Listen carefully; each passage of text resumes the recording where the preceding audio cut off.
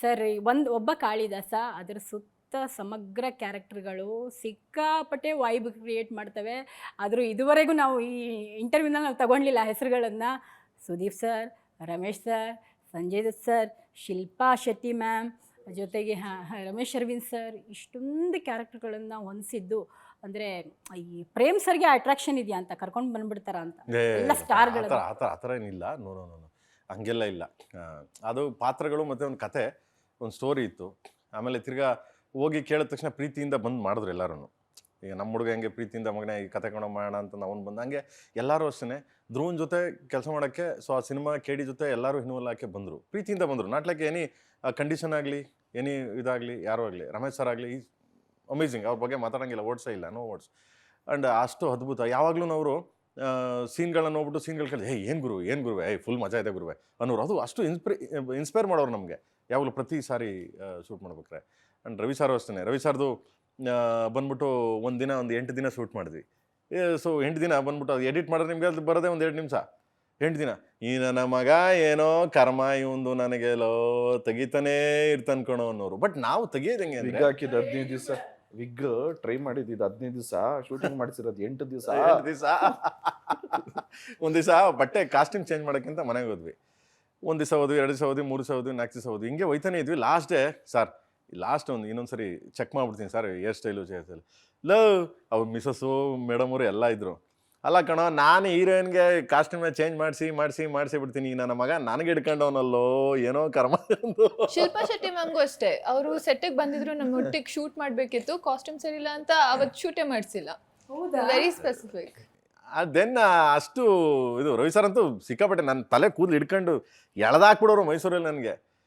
Sir ಅಂದರೆ ನನ್ನ ಮಗನೇ ಹೊಡಿತೀನಿ ನಿನಗೆ ಅನ್ನೋರು. ಅಂದರೆ ಅಷ್ಟು ಪ್ರೀತಿಯಿಂದ ಹೇಳಿದ ತಕ್ಷಣ ಹೋಗಿ ರಿಕ್ವೆಸ್ಟ್ ಕೇಳಿದ್ವಿ, ಸರ್ ಈ ಥರ ಧ್ರುವ ಮತ್ತು KVN ಪ್ರೊಡಕ್ಷನ್ನು, ಸೊ ಈ ಥರ ಆಯಿತು ಬರ್ತೀನಾಗ, ಯಾವಾಗ ಬರ್ಬೇಕಾ ಶೂಟಿಂಗ್ಗೆ ಅಂದರು.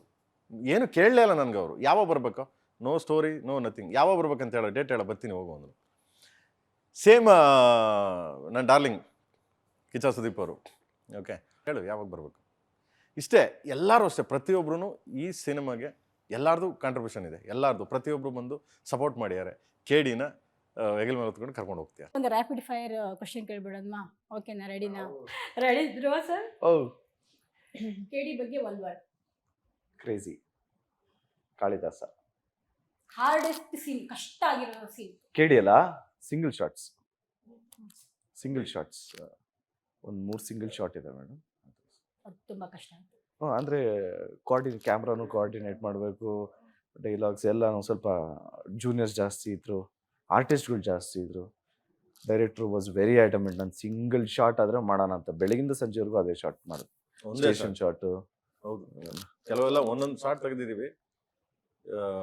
It's great. ಕ್ಯಾಮ್ರಾಮ್ಯಾನ್, ಟೀಮು, ಅವ್ರ ಲೈಟಿಂಗು, ಅವರೆಲ್ಲ ಶಾಟ್ನ ಹೇಳ್ತಿದ್ದಂಗೆ ಅವರೆಲ್ಲ ಗಾಬರಿ ಆಗ್ಬಿಡೋರು. ಸಾರ್ ಹಿಂಗ್ ಬಂದ್ರೆ ಇಲ್ಲಿ ಲೈಟಿಂಗು, ಅಲ್ಲಿ ಲೈಟಿಂಗು, ಅಯ್ಯೋ ಹೆಂಗೆ. ಹೌದು, ಡೈಲಾಗ್ ಹೇಳ್ಕೊಂಡು ಒಂದು 25-30 ಮೆಟ್ಲು ಹತ್ಬೇಕು. ಅದಾದ್ಮೇಲೆ ದೊಡ್ಡ ಮೂಮೆಂಟ್ ಅಲ್ಲಿ ಇರುವಂತ ಶಾಟ್, ತುಂಬಾ ಸ್ವಲ್ಪ ಕಷ್ಟ ಆಯ್ತು. ಪ್ರೀ ಕ್ಲೈಮ್ಯಾಕ್ಸ್ ಆಗ್ಲಿ. ಓಕೆ, ಇವಾಗ ಪ್ರೇಮ್ ಸರ್ ರೆಡಿನಾ? ಧ್ರುವ ಇನ್ KD ಒನ್ ವರ್ಡ್. ಎಮೋಷನ್ ಕಂದ. ಧ್ರುವ ಒಂದು KD ಒನ್ ವರ್ಡ್ ಅಂದ್ರೆ ಏನಕ್ಕೆ ಅದು ಹೇಳ್ತೀನಿ ಅಂದ್ರೆ, KD cinema is the cinematic, is like a script. Dhruva ಆಯ್ತಾ, ಸ್ಕ್ರಿಪ್ಟ್ ಎಮೋಷನ್ನು. ಧ್ರುವ ಬಂದು is my brother, this emotion. So KD Dhruva both only one word ಅಂದ್ರೆ ಎಮೋಷನ್. Yes, obviously. ಸರ್ ಹೌದು, ಲಾಸ್ಟ್ಲಿ ಕೇಳ್ತೀನಿ, ಹೌದು ನಮಗೆ ಒಂದು ಬಜ್ ಮಾಡಿರೋ ಹಾಡು ಇರುತ್ತಾ ಇಲ್ವಾ? ಆ ಸಿನಿಮಾ ಬನ್ನಿ ನೋಡಿ ಎಲ್ಲಾರು. ಧ್ರುವ ಅವರಿಗೂ ಎಲ್ಲ ಒಂದ್ ಕಡೆ ಅದು ಅಲ್ಲ ಹಿಂಸೆ ಅನ್ನೋ ತರ ಸರ್ಸೆ ಕಾಂಟ್ರವರ್ಸಿ, ಆ ವಿವಾದ ಅದೆಲ್ಲ ಹಿಂಸೆ ಆಗೋಯ್ತು ನಿಮ್ಗೆ. ಇಲ್ಲ ಮೇಡಮ್, ನಿಮ್ಮ ನನಗೆ ಹೆಸರು ಬಂತಲ್ಲ?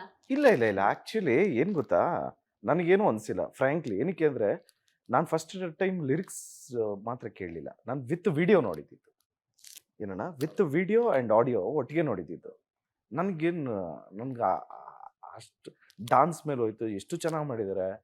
ಮತ್ತು ಎಲ್ಲೂ vulgarity, full pure dance madam. Sanju Baba ಆಗಲಿ ಇವ್ರದ್ದಾಗಲಿ ಸಕ್ಕತ್ತಾಗಿ ಡಾನ್ಸ್ ಮಾಡಿದ್ದಾರೆ. ನನಗೇನು ಅನ್ನಿಸ್ಲಿಲ್ಲ, ವಾವ್ ಅನ್ನಿಸ್. ಬರೀ ಸಪ್ರೇಟಾಗಿ ಲಿರಿಕ್ಸ್ ಕೇಳಿ ಇವ್ರುಗಳೆಲ್ಲ ಹೇಳಿ ತಲೆಗೆ ತುಂಬಾದ್ಮೇಲೆ ಹೌದಾ ಅಲ್ಲ, ಅದಕ್ಕೆ ಅಂತೆಲ್ಲ ಕೇಳಿದ್ದು. ಅಂದಾದ್ಮೇಲೆ ಅದೊಂಥರ ನಿಮ್ಗೆ ಅದು ಓಕೆ. ಆಯ್ತು ಆ ಇಲ್ಲ, ಕ್ಷಣಕ್ಕೆ ಅಂತ. ಓಕೆ, ಎಲ್ಲವೂ ಇಲ್ಲ ಕಾಲ ಮೇಡಮ್, ನೋ ಬದಲಾವಣೆ ಇದ್ದೇ ನೋ, ಇರುತ್ತೆ. You should always think in the right way. ನೀವು ಅನ್ಕೊಳ್ತಾ ಇರೋದು wrong. When people are correcting you, we have to correct our self. ಏನೋ ಅವ್ರಿಗೆ ಯಾರಿಗೂ ಇಷ್ಟ ಆಗಿಲ್ಲ, ಏನೋ ಕರೆಕ್ಟ್ ಮಾಡ್ತಾ ಇದ್ದಾರೆ ಅಂದಾಗ, ಮೇಡಮ್ ಈ ಈ ಈ ಈ ಸಮಾಜದಲ್ಲಿ ಸಾಕಷ್ಟು ಹಿರಿಯರಿದ್ದಾರೆ, ಸಾಕಷ್ಟು ಕಿರಿಯರಿದ್ದಾರೆ. ಕೆಲವ್ರಿಗೆ ಇಷ್ಟ ಆಗುತ್ತೆ, ಕೆಲವ್ರಿಗೆ ಇಷ್ಟ ಆಗಲ್ಲ. ಕೆಲವ್ರು ಬಂದು ಹೇಳ್ತಾರೆ, ನೋಡಪ್ಪ ಇದರಿಂದ ಹಿಂಗಾಗ್ತದೆ, ದಯವಿಟ್ಟು ಚೇಂಜ್ ಮಾಡ್ಕೊತ, we are ready to accept, is changed. So ಇದನ್ನ ದೊಡ್ಡದು ಮಾಡಬೇಕು ಅಂದ್ಕೊಳ್ಳೋರು ಖಂಡಿತ ಮಾಡಲಿ, ನೋ ಪ್ರಾಬ್ಲಮ್. ಬಟ್ ನಾವು ಚೇಂಜ್ ಆಗಿದ್ದೀವಿ ಅನ್ನೋ ಸ್ಯಾಟಿಸ್ಫ್ಯಾಕ್ಷನ್ ಇದೆ ಮೇಡಮ್. ಆ್ಯಂಡ್ ಇದನ್ನ ಜನ ಇಷ್ಟಪಡ್ತಾರೆ ಅನ್ನೋ ನಂಬಿಕೆ ನಮಗಿದೆ ಮೇಡಮ್. ಆ ಥರದ್ದೇ ಸಿನಿಮಾ ಆಗುತ್ತೆ 100% ಅಂತ ಅನ್ಕೋತೀನಿ. ಯಾಕಂದರೆ ನಮಗೆ ಮಲ್ಟಿ ಲ್ಯಾಂಗ್ವೇಜಲ್ಲಿ ಸಿನಿಮಾ ರಿಲೀಸ್ ಆಗ್ತಿದೆ, ದೊಡ್ಡ ಮಟ್ಟಿಗೆ ರಿಲೀಸ್ ಆಗ್ತಿದೆ. KVN ಪ್ರೊಡಕ್ಷನ್ ಸಿನಿಮಾ ಅಂದರೆ ಅದೊಂದು ದೊಡ್ಡ ಎಕ್ಸ್ಪೆಕ್ಟೇಷನ್ ಬೇರೆ ಲೆವೆಲ್ಲೇ ಇರುತ್ತೆ. ಜೊತೆಗೆ ನಮ್ಮ ಧ್ರುವ ಸರ್ ಈಗ ಆಲ್ರೆಡಿ ಎಸ್ಟಾಬ್ಲಿಷ್ಡ್ ಆಗಿರೋ ಹೀರೋ, ಪ್ಯಾನ್ ಇಂಡಿಯಾ ಲೆವೆಲಲ್ಲಿ. ಪ್ರೇಮ್ ಸರ್ ಕೂಡ ಓವರಾಲ್ ಗುಡ್ ವೈಬ್ ಅಂತೂ ಕಾಣ್ತಾ ಇದೆ. ಒಳ್ಳೇದಾಗಲಿ ಟೀಮ್ಗೆ ಅಂತ ಥ್ಯಾಂಕ್ ಯು Thank you, ಧ್ರುವ ನಾನು sir. Thank you, ಒಂದು ಪ್ರೇಮ್ sir. ಕೆವಿನ್ ಅಂದ ತಕ್ಷಣನೇ ನಾನು ಯಾವಾಗ್ಲೂ ಅದೇ ಹೇಳ್ತಿದ್ದೆ, ಇಲ್ಲಿ ನಾನಾಗ್ಲಿ, ಧ್ರುವ ಆಗ್ಲಿ, ಕಲಾವಿದರಾಗ್ಲಿ ಯಾರು ಇಲ್ಲ, Kevin is the hero this picture. ಯಾಕಂದ್ರೆ ಅಷ್ಟು ಹೋಲ್ಡ್ ಮಾಡ್ಕೊಂಡು, ಅಷ್ಟು ಇದನ್ನ ಮಾಡ್ಕೊಂಡು ತಗೊಂಬಂದ್ಬಿಟ್ಟು ಈ ರೇಂಜ್ಗೆ ತಗೊಂಡು ಕುಟ್ಕೊಂಡು ಸಪೋರ್ಟ್ ಮಾಡಿದ್ದಾರೆ ನಮಗೆ. ಸೊ ಅದೊಂದು thanks to Kevin production. Okay. And cinema ನಾನು ಧ್ರುವ ಹೇಳ್ದಂಗೆ ಪ್ರತಿಯೊಬ್ಬರು ನೋಡೋಂಥ cinema, not like any other ವರ್ಗಕ್ಕೆ ಅಲ್ಲ.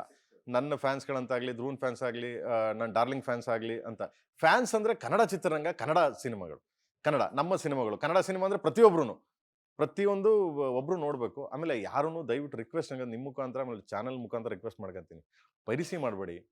ಆಮೇಲೆ ನಮ್ಮಲ್ಲೇ ಕಾಲು ಎಳ್ಕೊಂಡು, ನಮ್ಮಲ್ಲೇ ತೊಂದರೆ ಕೊಟ್ಕೊಂಡು ದಯವಿಟ್ಟು ಯಾರು ಹಾಳು ಮಾಡಬೇಡಿ ಅನ್ನೋದು ಒಂದು ಉದ್ದೇಶ. ಯಾಕೆಂದರೆ ಇಲ್ಲಿ ಯಾರು ದೊಡ್ಡವರಲ್ಲ, ಸಿನಿಮಾ ದೊಡ್ಡದು.